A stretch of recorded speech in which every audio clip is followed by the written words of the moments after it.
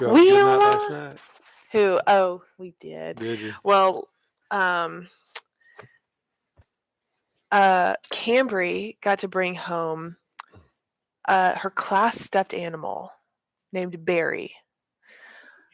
Okay. But so every kid gets to bring their class stuffed animal home, like every so often, right? Mm-hmm. And all the kids would talk about how they would introduce Barry to their cousins.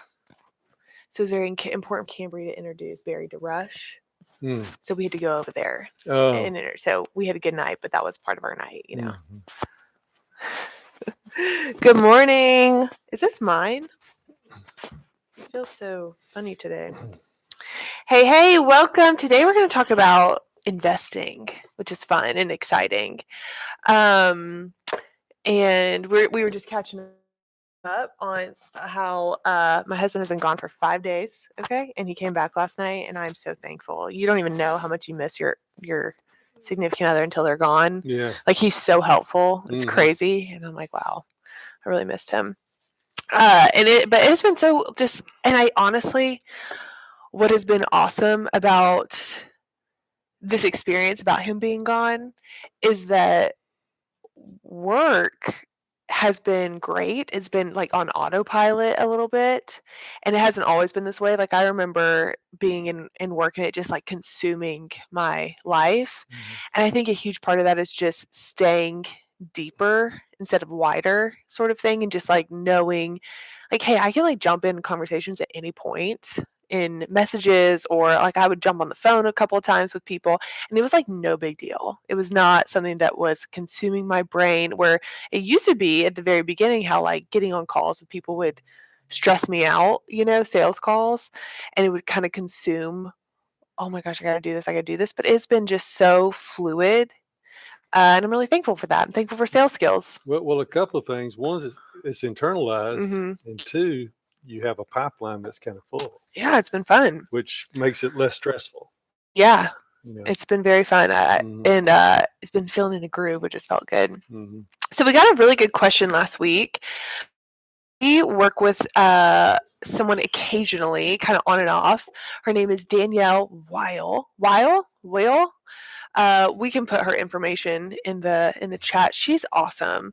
She is a copy coach, is what she was originally brought on with us for. And what she's turned out to be is family, and also like strategy, launch kind of situations, right? And someone messaged us on Instagram that was like, hey, can you talk about how you navigate working with people who are not guide culture trained? Because we really like live, breathe, die by our guide culture principles, right? And so I get that question. It's like, hey, if I were to hire someone, I don't want it to get me off my game. I'm in the flow of conversations. I'm in the flow of sales skills. If I get advice, like, I don't want to fall off the wagon and be distracted and all of that. And that is so important. And I know what that's like. In fact, I was talking with somebody, and she was telling me how she was having such a hard time like moving decisions through the pipeline because she had a sales coach, which I think is different, obviously, than like a sales trainer, right? Sales coach, strategy coach, mindset coach. And she said every time we wanted to do something, we would have to push it through all these people, and it was like taking so long, and everyone had different opinions. And I was like, hey, at some point, you just got to like trust yourself. You know, I know there was one point we were working with a couple of people, and like one person had one thoughts, another person had another thoughts, and it was confusing us. And it was like, what direction do we go? And Kat was actually the one that was like, hey, let's just like trust ourselves for a second. Let's take out the noise. We got rid of everything. We were like, hey, let's just be and just pray for the right people at the right time. So I get wanting to stay focused. I get wanting to be on the right track and not to be distracted. And it's super important to make sure you're hiring the right people at the right time. Do you have thoughts so far? I have a couple of thoughts, maybe on that. If I look back through my years, you realize that nobody really has the answer. Yeah. A lot of people think they do. A lot of people maybe in some category. But if you start trying to really rely on these people, it's not going to be there. You've got to find your your place, your principles. And so much of it is trial and error. Yeah. Trial and error. You try this and then you adjust. And you hear so much in this arena that we're in, this personal development arena, about failure. Failure is a big part of what we do. Mm-hmm. We trial and error. We try it and tweak and fail, and it's what we do. But there's some principles that you just buy into. And with us, it is Mm-hmm. the guide culture principles. We believe so strongly in them, and we hope to be an influence on other people. But at the same time, if we're working with someone who does launches for a lot of people, and they're a launch expert, well, we need to hear from them. We need to know what they have to say about that. And we did that for a while. Then you guys said, we're through this launch thing. Yeah. We're going to do this a different way. Yeah. We did. You transitioned. You did some trial and error. You worked for a while, then it didn't. So you have to make that decision. Yeah, 100%. But you have to work with people to get some ideas. And if you just get one idea from each person, then that's worthy. But I think you need your basic go-to principles. Right. That's and also your instincts, your gut, and your direction, because nobody can spend your money more carefully than you can. Yeah. And I've always found it funny when you have people that place ads. Yeah. They take your money and go spend your money. And, so you have to be careful with subscriptions and ads, because people will spend your money very quickly. And I think it's also worth noting that, we don't do everything someone tells us to do. So, like, for example, one principle that we believe in is we do not guarantee. We do not, that is an overstatement. That's the principle of overstating, is like guaranteeing anything. And that we just want to underpromise and overdeliver. And Danielle, we call her Danny. Danny said, hey, that's something that you just need. You need a guarantee. And we're just like, hey, we're not going to word it. We're not going to word it the way you want us to word it, because that is just like a principle we stand by. And she's like, okay, cool. I mean, all she's doing is consulting, giving advice, and we don't always do exactly what she says.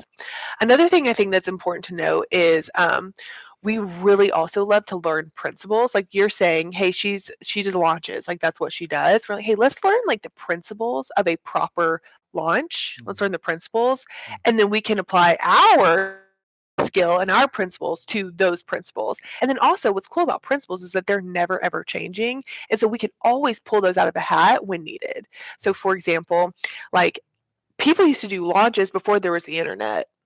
All a launch is an event, right? That's all it is. It's an event where you get lots of people in one place and you share a message, essentially, is what it is. And people would do campaigns in the mail. They would do them like on the streets. They would do them in the newspaper. Like there's all kinds of ways to do it. So to learn the principles and be like, okay, these are never changing. What are new and different ways to do it? To share our one message. Another thing that's really cool when you hire people that aren't necessarily guide culture trained, it's kind of like, honestly, it's kind of like being a Christian, whether you're a Christian or not. Like you still hang out with people. Like you still hang out with people regardless of what they believe. You just like know what you believe. You know what you stand for, and you're held to just like a different standard, right? Than, someone. And even like in our church, Andy Stanley will say, hey, if you're not a Christian, like this message is not for you because you're not held to the standard. And that's great. There's no big deal with that. It's the same thing here. Like we as guide culture people are held to a certain standard of how we communicate, how we hold ourselves, what we say, like the way we use our body and our tone. And that is just what we stand by. What other people do and teach is like whatever. We'll take the meat and leave the bones a little bit, right? We take the good stuff that matters and leave the stuff that doesn't apply and move on. That's right. And you may, like this person that has a sales coach, plus they're in guide culture. Yeah. So that's definitely two different things doing the same thing. Right. Now, and me, I've been so passionate about sales all these years. Yeah. And every time I can find a sales training, I will go take it. I always have. So, but I still come back to these principles, and what I do is I filter them into the guide culture method and principles. Yeah. Because every time I'm listening to them, I'm thinking this is better. But if you can take a little bit of that and apply it with what we do here, because it's just my basis. I believe so strongly in this. But it doesn't keep me from taking sales training. But if you have a sales coach that's telling you something completely different on like a regular basis, that might be hard. Might be hard, That could be hard. Well, and I mean, ultimately, like, I don't want to have to rely on a coach for the rest of my life. Mm-hmm.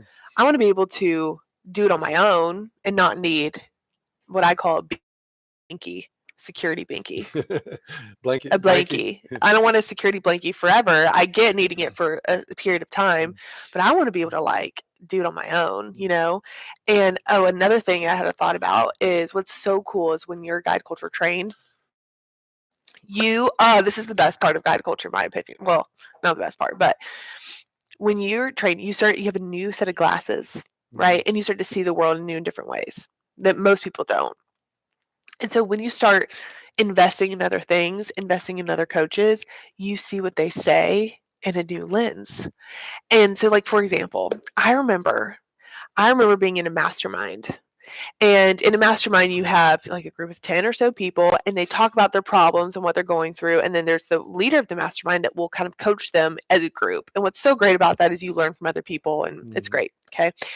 But the advice that she was giving was like, oh, all you do is you just handle their objections and you just pitch, like get them in a room, whatever, handle their objections, pitch. And the girl is getting coached. She's like, oh yeah, like writing things down. And I'm listening to that like, I had my guide culture glasses on, and I'm like, she has no idea. How like, to do that. She has no idea how. And it hurt me watching her think she's having these aha moments, you know, like, oh, yeah, I'm going to do that. But I saw the lens. Like, and I was like, if only she knew. And of course, it's like not my place to peep in, and I just was listening and taking it in. And so my point is like when you start to get coaching like that, like if that were me, if she were to tell me, oh, you just handle objections and pitch, I really would know what to do. Right. I really would be like, oh, like I know exactly how to do that in the right way. And if you like, and this is where I think people miss the boat. They think about pitching and handling objections, like, oh yeah, I can do that, right? But like if you were to have a press conference, okay, to the world, to the nation, wouldn't you think about what you were going to say? And wouldn't you practice? And wouldn't you consider, hey, what is this message and how's it going to come across? You would get some reps in, right? And in my opinion, that's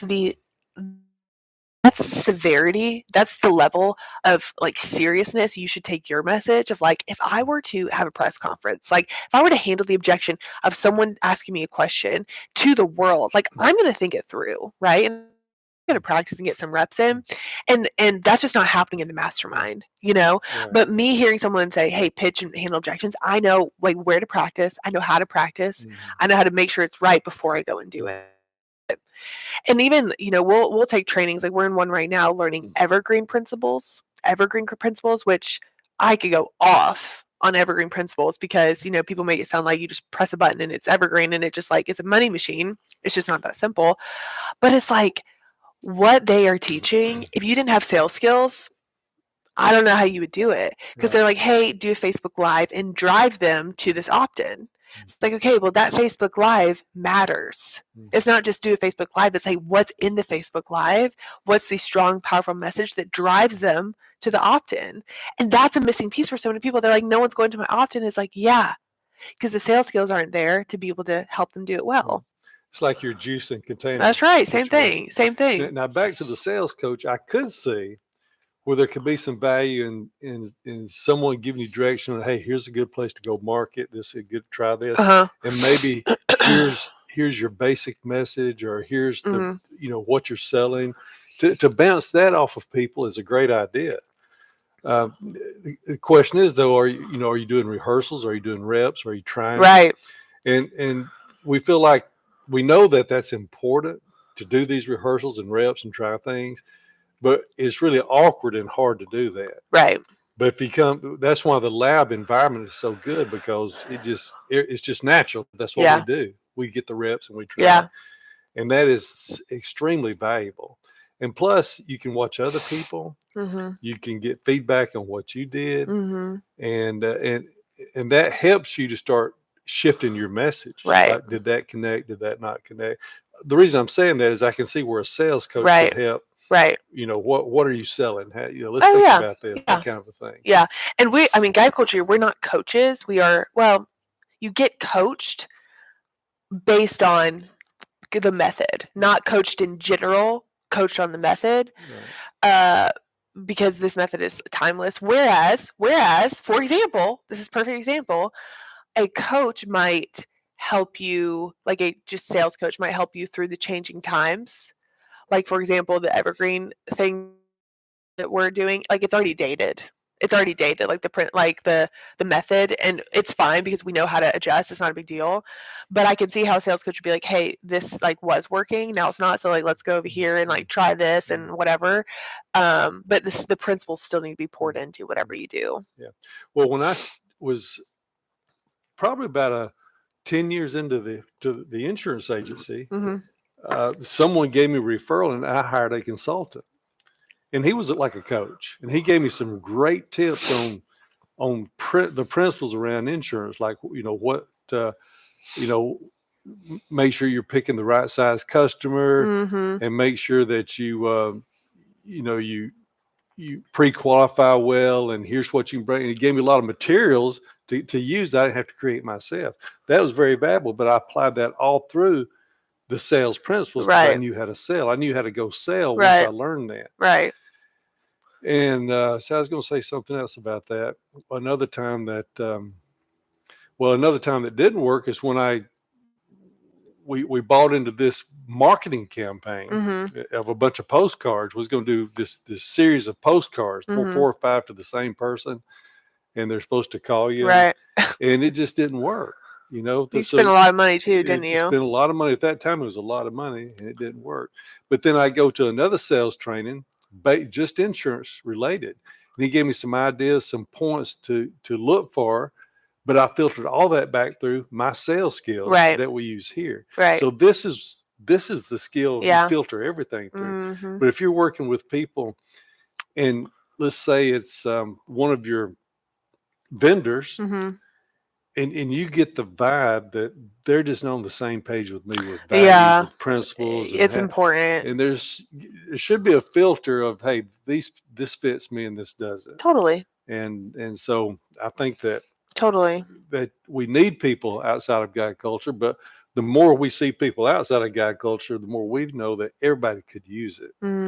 I've told you that. I said people have been at higher level. I know.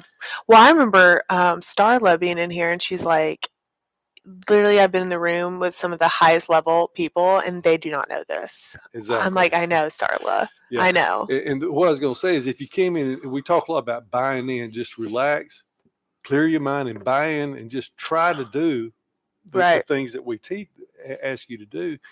And it doesn't matter what level you're at. If you stop and do the exercises, you're going to discover something new. You're going to find something new. You're going to get a new idea. And then on top of that, you're going to get the reps to go with it. So it's for any level if you allow yourself to buy into it. And give it a chance. Absolutely. Yeah. So I hope that this encourages you, and I hope that also like whatever you end up investing in after guide culture, you will be able to have so much more success with it, more than you even realize. You'll have so much confidence in it, like when someone tells you to pitch, because they will tell you to handle the objection and to get attention and to use analogies and you're gonna be like, I know exactly how to do that, and it's gonna feel so good. You're gonna be the star student making major progress faster than most of their students. And I know that feels good for me to be able to make quick progress, right? It does. So I hope that this was helpful, and I hope that this encouraged you. And also, if you are a guide culture graduate, like just stay in the material so that you can keep your principles strong and you can keep them top of mind.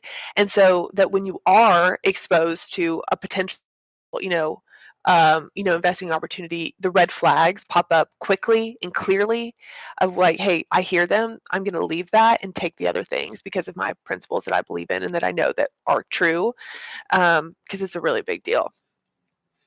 Anything else? Well, yes, you're right, because staying in the bubble, what we call the bubble, if you can stay in the bubble, there's so much value there long term. It internalizes. Yeah.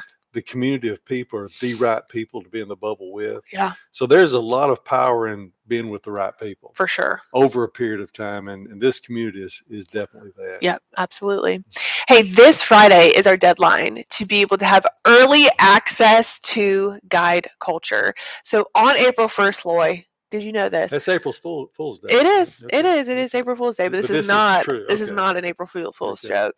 On April 1st, when you sign up before then, you're going to get session 1 early. Now, most people in this cohort, everybody else is not going to start till April 29th.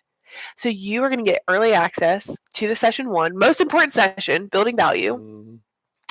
And then you're also going to get a skill and technique call with the Guide Culture team. That's on April 11th. So you're going to get the material, you're going to take it in, do the homework, and we are going to make sure you have the most important principle of building value mastered.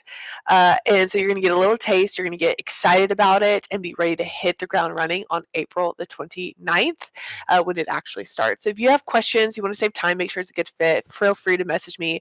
I get quite a few people in the queue. They're going to join us before April 1st, and I cannot wait to welcome them. Well, one more thing on that. Okay. We've discovered that multiple times of taking the material, you get better every time. You pick up something new every time. Yeah. This gives you one extra rep in the material. You know what? Right off the bat, with the coaching and all that, it's like a free rep. Yep. It's so valuable, those additional reps. That's a very good point. Mm-hmm. That's a very good point. That's something that I definitely need to talk more about. Mm-hmm. Thanks so much for watching. We will see you next week and have an awesome day. Bye-bye.